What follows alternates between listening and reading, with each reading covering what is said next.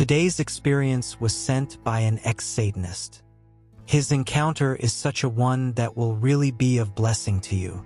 Kindly stay to the end to fully understand his experience. I grew up in a small, conservative town, the kind of place where everybody knew everybody. But despite the smiles and waves from neighbors, I always felt an emptiness inside. My father was distant, a man of few words who seemed to love his bottle more than his family. My mother was overworked and overstressed, leaving little time for hugs or words of affirmation. By the time I was 10, I had learned to bury my pain in silence. Rejection at school added to my wounds, as bullies targeted me for my awkwardness and my inability to fit in. I longed for a place where I belonged, a place where I could feel powerful and valued. I was 13 when my curiosity about the unknown began to take shape. It started as an ordinary afternoon. I had wandered into a dusty secondhand store on Main Street, one of those places that seemed to hold 1,000 secrets in its creaky floorboards and musty air. My eyes scanned the shelves, half-heartedly searching for comic books or old gadgets, when my hand brushed against something beneath a pile of outdated magazines. It was a book, its black cover adorned with strange, intricate symbols that seemed to shimmer faintly in the dim light.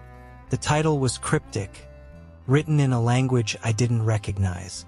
As I held it, an unexplainable chill ran through me, but instead of fear, I felt an undeniable pull. I opened the first page, and there, scribbled in faint handwriting, was a phrase that sent a shiver down my spine.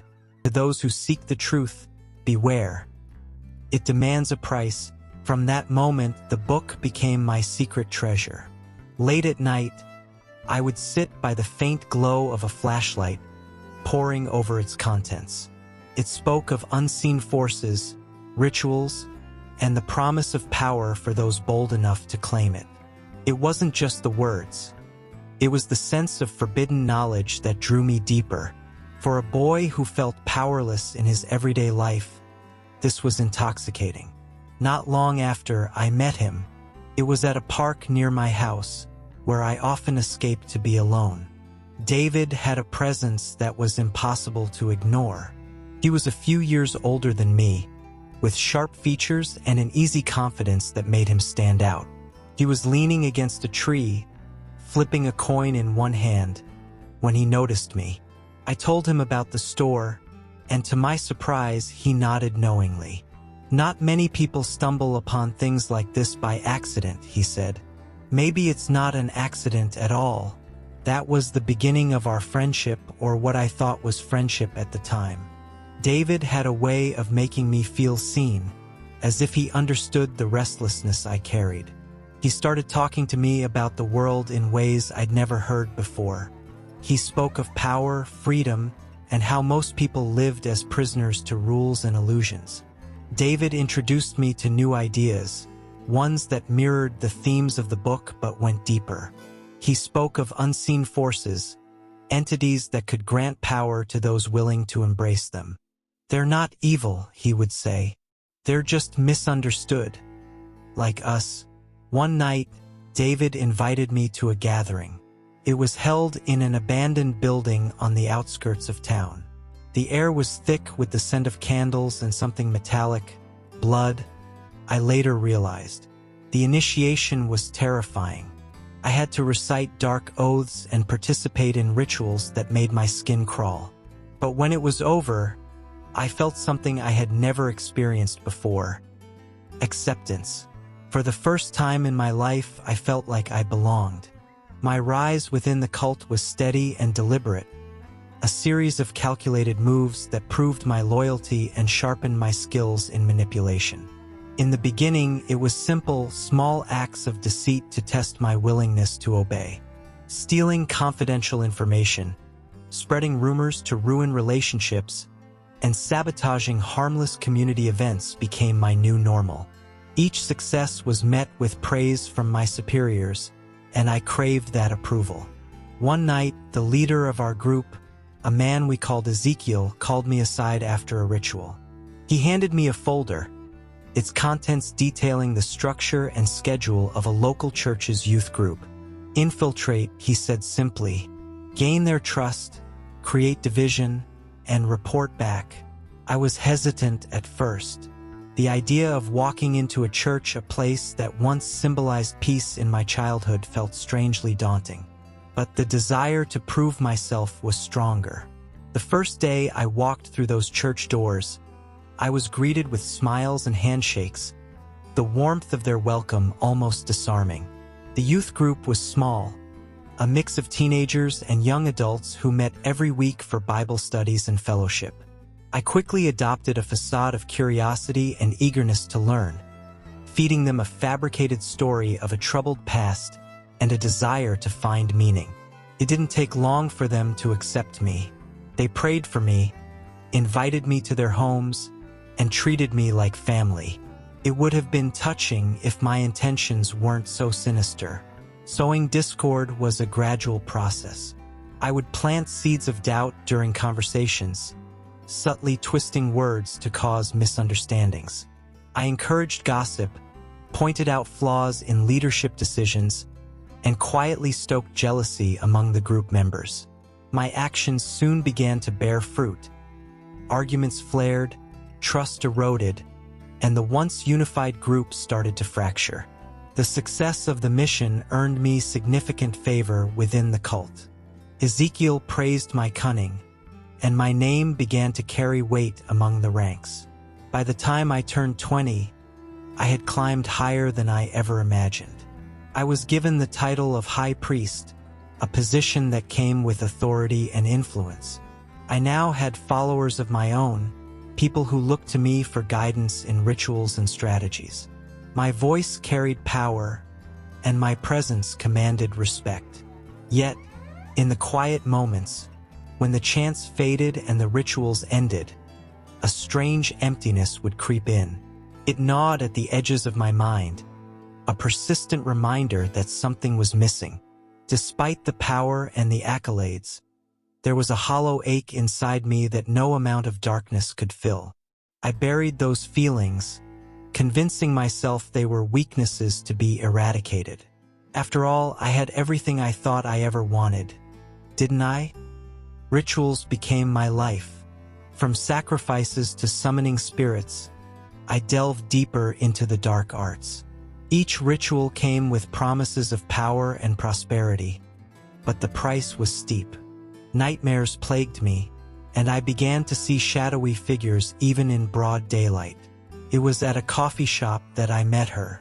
Sophia was unlike anyone I had ever known, gentle yet fearless. Her eyes seemed to pierce through my facade, and her smile disarmed me. We began talking, and though I tried to keep her at arm's length, she wouldn't let me go. She challenged my beliefs with calm persistence, and her faith intrigued me. Sophia's words began to haunt me. She spoke of a God who loved unconditionally, a God who forgave even the worst sinners. For someone like me, the idea seemed absurd, yet her unwavering faith stirred something deep within me.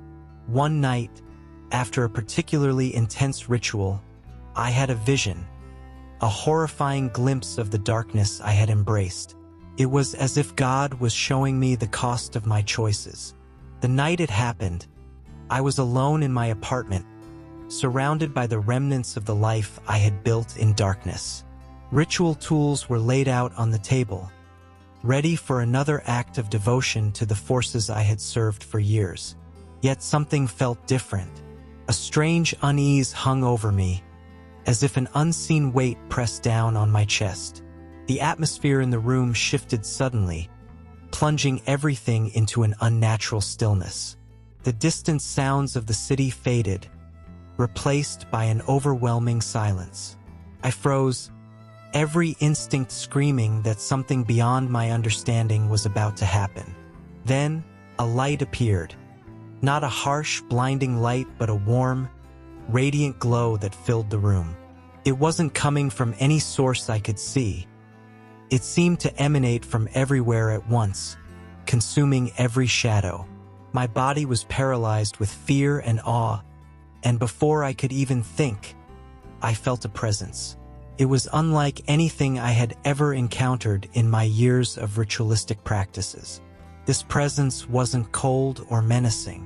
It was powerful, but with a warmth and gentleness that seemed to pierce the very core of my being. In that moment, he revealed himself to me. It was Jesus. Through the light, he showed me my life as if I were watching a film reel unravel before my eyes. I saw the loneliness of my childhood, the wounds of rejection, and the choices that had led me to the path I was on. Every moment of pain and rebellion was laid bare before me. Then came the faces, the people I had hurt, manipulated, and misled. I saw their tears, their confusion, and the brokenness I had left in my wake. The weight of it all crashed down on me. I felt an overwhelming sorrow, not just for what I had done but for the way I had strayed so far from who I was meant to be. It was then that he revealed something that shattered me further. His love. Despite everything, he loved me. He showed me how, from the very beginning, he had been there, watching over me, calling me back to him. He revealed that he had a purpose for my life, not to serve darkness, but to bring light to those who were lost, just as I had been. Tears streamed down my face as the truth of his words sank into my soul. I was not beyond redemption. I was not abandoned. He showed me the greatness he had destined for me, a life dedicated to bringing others into the light I was now experiencing. The heaviness in my heart became unbearable, and I fell to my knees, overwhelmed by the depth of my regret and sorrow. In that moment, I poured out every sin, every dark secret I had buried. He revealed to me that his grace was greater than my failures, and that his sacrifice had already paid the price for my freedom. As I surrendered, I felt something break within me. A chain I hadn't even realized was binding me.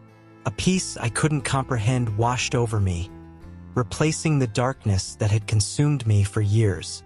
For the first time in my life, I felt free. When the encounter ended, I was left in silence, but it was no longer suffocating. It was the silence of a fresh start, of a life made new. The tools on the table now seemed grotesque and foreign, remnants of a life I no longer belonged to. Without hesitation, I gathered them, placed them in a bag, and left my apartment. That night, I walked to a dumpster several blocks away and discarded every item, watching as the pieces of my past disappeared into the darkness.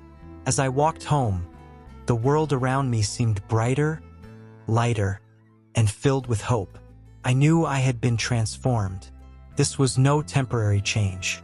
My heart, once hardened by years of darkness, had been softened and filled with a light I couldn't explain. The journey wasn't easy. Leaving the cult meant cutting ties with everyone I had known and loved. It also meant living with constant fear of retaliation. But through prayer and the support of a local church, I began to heal. Today, I use my testimony to help others caught in the same web of deception. My life is a testament to the power of God's grace and the freedom that comes from surrendering to Him. All right, friends, this brings us to end of today's experience. Kindly like and share this video with your friends and families. Kindly subscribe to our channel and turn on your notification bell icon to be the first to get updated anytime we upload a new experience sent to us. Remain blessed.